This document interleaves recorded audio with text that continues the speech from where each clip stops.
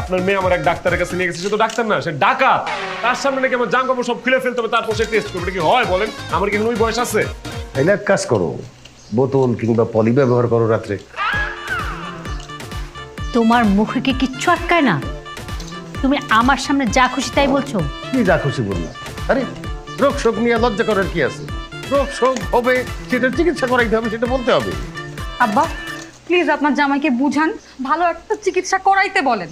আর আমি ওকে যে ডাক্তারের কাছে নিয়ে গেছি সে মোটেও ডাকাত না আব্বা, খুব ভালো একটা নিউরোলজিস্ট। হ্যাঁ, তুমি তো খুব বেয়াদব, মুরব্বীদের মুখের উপর কথা বলো কেন?